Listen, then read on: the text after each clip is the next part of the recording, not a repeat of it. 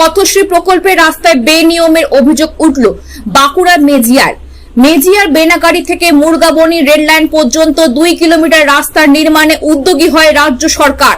পথশ্রী প্রকল্পের 95 লক্ষ টাকা বরাদ্দে নির্মিত হওয়া সেই রাস্তায় বেনিয়মের অভিযোগ তুলে কন্ট্রাক্টরকে ঘিরে বিক্ষোভে সামিল হলেন স্থানীয় বাসিন্দারা। গ্রামবাসীদের সাথে উপস্থিত হন শালতোরা বিধানসভা বিজেপি বিধায়ক চন্দনা বাউরি। স্থানীয়দের অভিযোগ, সদ্য নির্মিত হওয়া সেই রাস্তার নিম্নমানের সামগ্রী দিয়ে তৈরি করছে কন্ট্রাক্টর, যার ফলে রাস্তায় পিচে প্রলেপ হাত দিলে উঠে যাচ্ছে।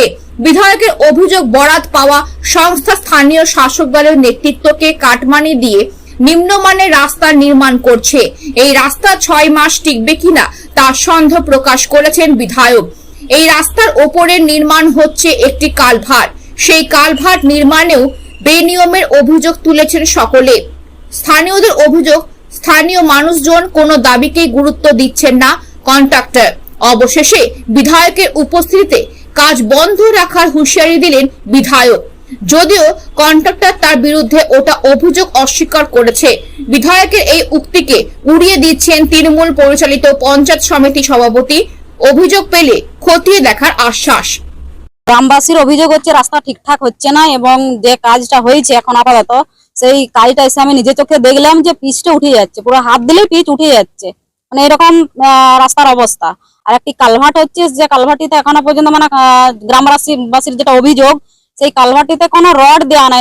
উপরে যে ছাদটা যেটা হবে সেইটাতে রড দেওয়া হবে, বাদ বাকিটাতে রডের নিয়ম নাই। তো আমি বললাম যে আপনি আমাকে এস্টিমেট দেখাবেন এবং কি আছে, রড দেওয়া আছে কি না আছে সেটা আমরা দেখে নেবো, এবং সেটা গ্রামবাসীও দেখবেন, দেখে পরে বুঝবেন যে হ্যাঁ আছে কি না আছে।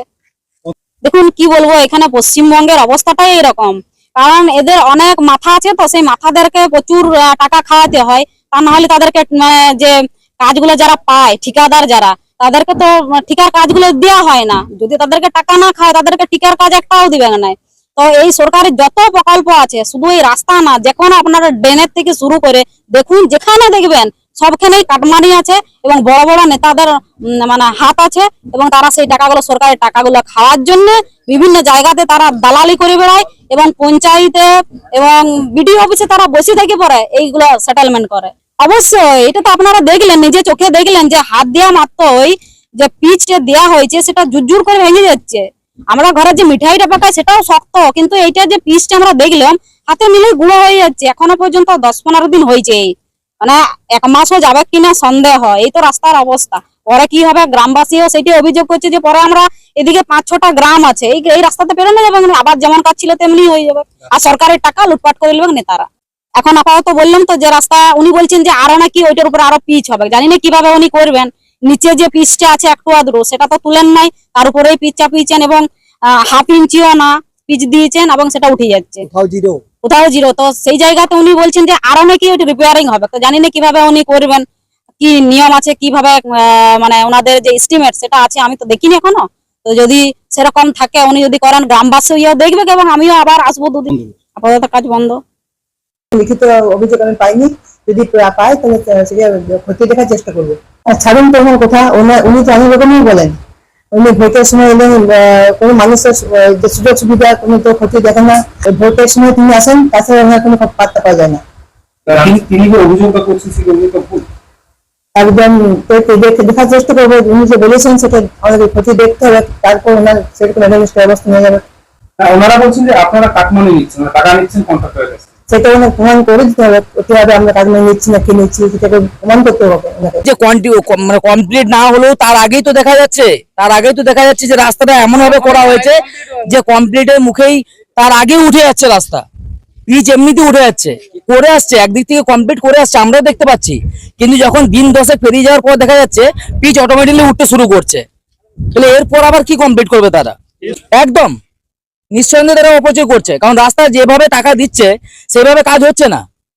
যদি কাজ হতো তাহলে প্রথম থেকে পিচ উঠতো না। বিধায়ক এসছেন, দিদিকে বলছি, দিদিকে দেখতে বলছি, দিদির মাধ্যমে সোশ্যাল মিডিয়ায় জানাতে চাইছি আমরা, যে যাতে তারা দেখুক, সবাই দেখুক যে রাস্তাটা কিভাবে তারা করছে। রাস্তা আজকে যেভাবে আমরা ভেবেছিলাম যে রাস্তা এত টাকা যেহেতু স্যাংশন হয়েছে, আশা করি আমরা রাস্তা ভালো পাবো, আশা করেছিলাম, কিন্তু যেভাবে এরা রাস্তা করছে একদমই খারাপ। এটা 6 মাসও যাবে না রাস্তা।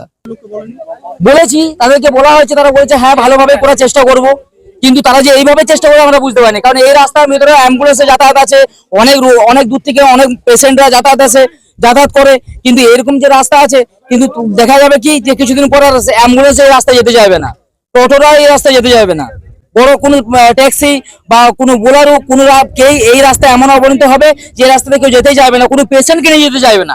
সব থেকে বড় ব্যাপার হলো এটাই যে আমাদের যদি কেউ দুর্বল হয়ে পড়ি, অসুস্থ হয়ে পড়ি, তারা যদি হসপিটাল যেতে চাই, তখন আমাদেরকে কি করতে হবে, আমাদেরকে অন্য কোনো পথে ঘুর পথে যেতে হবে। তো সে আমাদের যখন এত সুন্দর রাস্তা একটা রয়েছে, এত সুন্দরভাবে যখন টাকা দিয়ে রাস্তা করার জন্য ব্যবস্থা করেছে, রাস্তা তারা করছে না কেন? কি তাদের সমস্যা? আমরা তো চেয়েছি ভালো রাস্তা, আর তো অন্য কিছু চাইনি। তাই আমি সবারই কাছে, আমি রাজ্য সরকারের কাছে এবং সবারই কাছে অনুরোধ জানাই যে যখন ওনারা দিচ্ছেন তখন এটা দেখুন না, তারা নিজেরা এসে দেখুন, তারা এসে দেখুন যে রাস্তাটা কিরকম তারা করেছে। আচ্ছা, এখানে কি এই যে দেখুন ব্যাপারটা হচ্ছে যাকে দেওয়া হয়েছে কাজটা, তার তো একটা উচিত যে ঠিকভাবে সঠিকভাবে কাজটা করা। আমরাও প্রথমে ভেবে নিয়েছি যে উনি হয়তো ভালোভাবে কাজটা করবেন, কিন্তু আমরা যখন পরে দেখলাম যে উনি ভালোভাবে রাস্তা করছেন না, ওই জন্য মুখ হয়ে প্রতিবাদ করার জন্য আমি দিদিকে ডেকে পাঠালাম, যাতে দিদি এই রাস্তাটা দেখে এবং সঠিকভাবে রাস্তাটা নিয়ন্ত্রণ করে তাদেরকে যেন বলে যে সঠিকভাবে রাস্তাটা করতে। না হয় সেক্ষেত্রে আমরা বলবো আমরা যত দূর যাওয়ার পর্যন্ত যাবো। গ্রামবাসীর অভিযোগ একটাই যে রাস্তাটা কোনো ভালো হয়নি, আর আমাদেরকে তো জানানো হয়নি, ওদের ইচ্ছে মতো করা হয়। আর ওদের ইচ্ছে মতো এই যে দেখছেন তো পিচটা উঠে গেছে, তো আমরা যে আসছি আমাদেরকে কিছু বলো না, আমাদেরকে জানাও না, ওদের ইচ্ছে মতো করছে। সরকারের টাকাটাই বেকার, মালমোডেন ঠিক মতো দিচ্ছে না, কম ইয়েতে করে নিচ্ছে। হ্যাঁ বলেছিলাম, ঢালাইটা ভালো করেছিল, কিন্তু এইটা ঠিক মতো করেনি। বলেছিলাম, আমাদের কথা কোনো ইয়েই করে না, কোনো গুরুত্ব দেয় না। না, কি নাম আপনার নাম? আমার নাম জয়ন্তী বাউরি। सन ऑफ बंगाल के माध्यम से हर खबर आप तक सबसे पहले पहुंचाई जाती है। सन ऑफ बंगाल जहां यूट्यूब, फेसबुक और वेबसाइट हर जगह पे है। हमारे यूट्यूब पे आप देखिए सन ऑफ बंगाल की खबरें। इसके अलावा सब्सक्राइब कीजिए, फेसबुक पे जाइए, फेसबुक पेज को फॉलो कीजिए। इसके अलावा हमारे वेबसाइट पर भी जाकर आप देख सकते हैं हर तरह की खबरें सबसे पहले। जी हाँ, हमारा वेबसाइट है www.sonofbengal.in। धन्यवाद।